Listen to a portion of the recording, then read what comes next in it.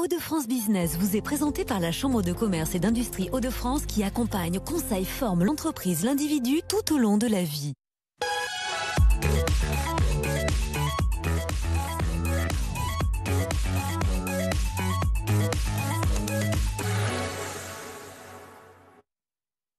Bonsoir à tous et bienvenue dans votre magazine Hauts-de-France Business, votre magazine consacré aux entreprises des Hauts-de-France. On est de plus en plus nombreux à bannir les produits toxiques de notre maison pour nous protéger bien sûr des substances parfois dangereuses pour la santé mais aussi pour l'environnement. Et justement à Villeneuve-d'Ascq dans la métropole lilloise, une jeune start-up Mutine propose des produits ménagers écologiques. On en parle avec notre invitée ce soir, Rizlaine Jougle, cofondatrice. Bonsoir. Bonsoir. Merci beaucoup d'avoir accepté notre invitation et comme chaque semaine, Élodie Souris-Lavergne, chef d'édition du Journal des entreprises, est avec nous bien sûr. Bonsoir Élodie. Bonsoir Marie. Et on commence comme chaque soir avec quelques chiffres concernant Mutine.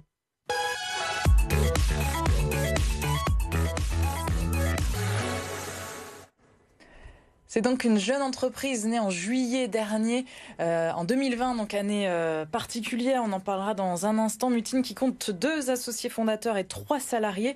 Et vous retrouvez les produits Mutine dans les magasins bio, en vrac ou encore sur Internet. Alors vous êtes chimiste de formation. D'ailleurs, vous avez été formé ici à Lille. Pourquoi avec votre mari, vous avez décidé de vous lancer dans ces produits écologiques pour la maison, pour le ménage ? Alors oui, effectivement, je suis chimiste de formation, native de la région et juste à côté d'ailleurs. Et on a décidé avec mon conjoint de créer Mutine afin de proposer une alternative aux produits conventionnels, aujourd'hui d'entretien, pour proposer des produits écologiques mais efficaces. Et pourquoi ce nom Mutine? Alors Mutine, Mutine en relation avec la mutinerie, puisque on a l'ambition, on espère pouvoir stopper le greenwashing et le marketing anxiogène avec Mutine. C'est quoi greenwashing? Vous pouvez nous rappeler un petit peu? Oui, bien sûr, le greenwashing, en fait, c'est l'éco-blanchiment. C'est tous les messages marketing qui tendent à vous laisser croire qu'un produit est écologique alors qu'il ne l'est pas. Et malheureusement, aujourd'hui, ça prend énormément d'ampleur dans notre secteur. Proposez quel type de produits ménagers aujourd'hui exactement? Alors, on propose des produits pour couvrir le soin du linge, des lessives, des liquides vaisselle, tablettes lave-vaisselle, des sprays nettoyants, sprays désinfectants et quelques produits qui arriveront pour combler tous les besoins en fait, des consommateurs pour nettoyer leur intérieur. Et c'est des produits qui sont conçus en France. Ils sont conçus où exactement? Alors, conçus dans nos bureaux, puisqu'on est propriétaire de nos formules avec Romain, et ils sont produits en France, en Hauts-de-France pour 7 des 9 produits qu'on a aujourd'hui à la gamme et 2 en région Rhône-Alpes. D'accord, donc une fabrication qui est vraiment tout à fait française. Et il existe déjà des produits un peu bio, écolo sur le marché. Qu'est-ce qui fait la différence avec les produits de Mutine? Alors, l'entièreté de la gamme de Mutine est éco-conçue via analyse de cycle de vie. Alors c'est un grand mot, mais ça veut juste dire en fait qu'on a pris soin de limiter tous les impacts environnementaux tout le long du cycle de vie d'un produit. Et ce qui les rend différents, c'est qu'ils ont une efficacité donc à basse température et notamment à froid pour la lessive et les liquides vaisselle pour permettre aux consommateurs qui l'utilisent de diminuer leur impact sur le réchauffement climatique. Et c'est quoi la composition alors pour qu'il y ait une efficacité justement à basse température? Qu'est-ce qui les rend Alors on a utilisé toutes les innovations qui existent dans la chimie du végétal et notamment les enzymes. Les enzymes, c'est extraordinaire, c'est des petites matières premières qui permettent en fait une efficacité dès 20 degrés. Ok, et vous les testez comment? Comment vous pouvez mesurer réellement l'efficacité de vos produits? Alors, effectivement, tous nos produits sont testés en laboratoire indépendant pour démontrer leur efficacité et on les teste selon des normes qui existent européennes dans ces laboratoires et qui vont juger en fait d'une tâche et on va prendre une mesure avant lavage, après lavage, on juge en fait l'efficacité du produit. Et quelle différence avec les produits qu'on conçoit nous-mêmes à la maison, parce que ça se fait de plus en plus le do-it-yourself avec notamment les lessives. Quelle est la différence avec vos produits à vous? Alors avec nos produits, vous avez réellement un produit qui va limiter l'impact sur l'environnement et qui va avoir une efficacité qui sera similaire aux grandes marques qu'on trouve dans les grands magasins.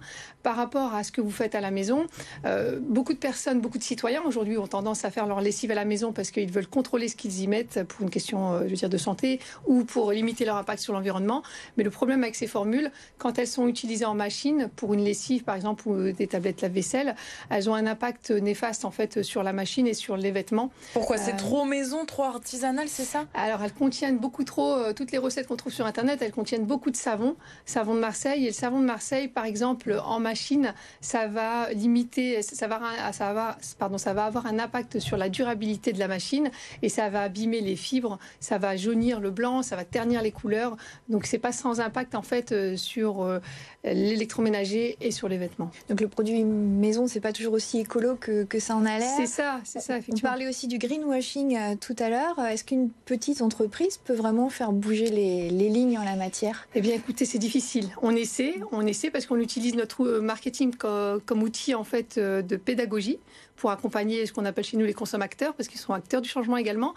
Mais c'est pas facile parce qu'il faut avoir une certaine visibilité pour passer ces messages. Bon, en tout cas, on continue, on y croit fortement. Et vous constatez un changement des mentalités, justement, notamment dans la région. Ça se vend, du coup, vos produits se vendent bien? Ça se vend super bien. On est ravis parce que on a une promesse qui est l'efficacité. Et aujourd'hui, on a beaucoup de ventes qui se font par bouche à oreille puisqu'on atteint cette promesse de l'efficacité. Ouais. Et en termes de prix, vous vous situez comment alors Alors sur le prix, on a vraiment voulu avoir un prix qu'on appelle éthique. Par exemple, sur la lessive, on a 40 centimes par lavage, là où une grande marque nationale avec les petites pods est à 50 centimes par lavage. C'est vachement important en fait d'avoir un produit qui est accessible pour tout le monde, puisque pour limiter nos impacts sur l'environnement, il faut qu'on soit plusieurs à avoir les bons gestes. Donc vous avez peut-être une rentabilité un peu plus faible que... Tout à fait, parce qu'on a utilisé ces fameuses technologies qui ont un certain coût, et donc sur la rentabilité, on n'a pas des rentabilités qu'aujourd'hui peuvent avoir d'autres marques. Vous êtes lancé donc en juillet dernier avec quelques semaines de retard, c'est ça le Covid est venu freiner un petit peu le développement? C'est ça, on s'est lancé avec quelques mois de retard à cause du Covid. Ça a été l'ascenseur émotionnel parce qu'il a fallu faire produire nos produits en plein confinement, ce qui n'a pas été facile, mais voilà, on n'a pas lâché et on s'est lancé en juin 2020. Effectivement. Et la commercialisation démarre comment? C'est bien accueilli? Ça va aussi vite que vous le pensiez? Alors, elle démarre super bien. On a été ralenti parce que on a développé Mutine pour être commercialisé dans les points physiques, dans les magasins bio. Et avec les multiples confinements, on pensait qu'il allait en avoir qu'un quand même. Avec les multiples confinements, ça a ralenti en fait toutes nos démarches pour se faire référencer. Aujourd'hui, on est déjà dans plus de 75 points de vente. Pas plus tard que cet après-midi, on a signé un accord avec un groupement de magasins bio qui représente 180 magasins en France. Donc ça va également nous permettre d'atteindre encore plus les Français et de mailler le territoire. Mais oui, je vous mentirais si je vous disais que ça ne nous avait pas ralenti. Bon, en attendant, c'est super bien accueilli et on a un chiffre d'affaires qui est vraiment satisfaisant. Vous êtes en magasin bio, donc de vrac est vendu aussi sur votre site internet. Qu'est-ce qui fonctionne le mieux et vers quoi? Qu'est-ce que vous allez développer le plus à l'avenir? On a vraiment développé pour être vendu en magasin. Donc c'est vraiment ce qu'on veut développer. Pourquoi le magasin? Pourquoi c'est un plus d'être en physique? Parce que c'est encore là que se font le plus de ventes. Sur Internet, ça représente 8% avec des mastodontes de la vente en ligne que vous connaissez, que je ne vais pas citer.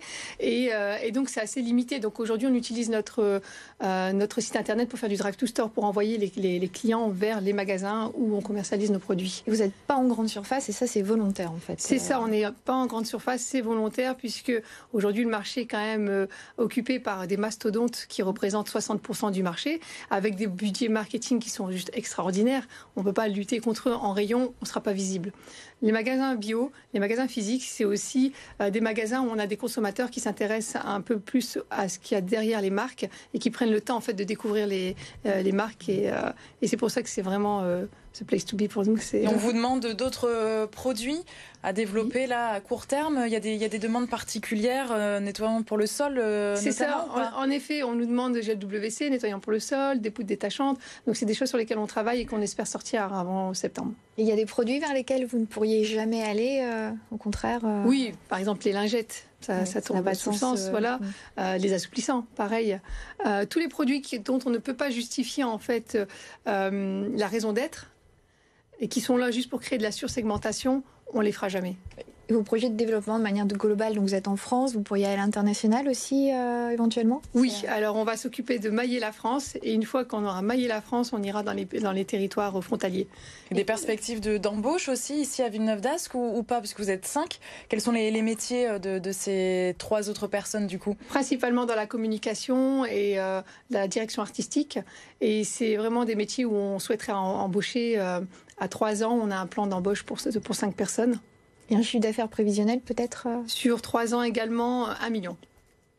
Très bien, merci beaucoup Rizlaine Jougleux d'avoir été à notre invitée ce soir dans notre magazine économique. Restez avec nous. Merci. On continue avec l'actualité du journal des entreprises.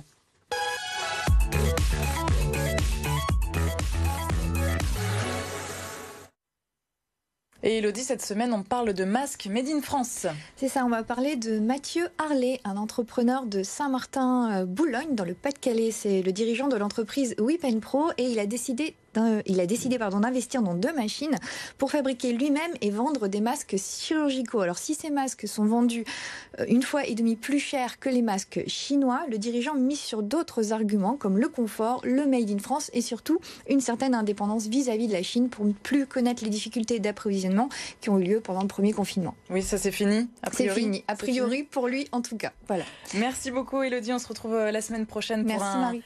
Nouveau numéro donc de votre magazine économique. Et on se retrouve bien sûr demain, mercredi, avec votre magazine C'est votre emploi. C'est faut bien mettre les choses dans l'ordre. Demain, eh bien, nous parlerons emploi avec le domaine du gaz naturel chez GRDF. Plus précisément, pour en parler avec nous, eh bien, nous recevrons Émilie Viau, déléguée ressources humaines et communication GRDF du réseau Nord-Ouest.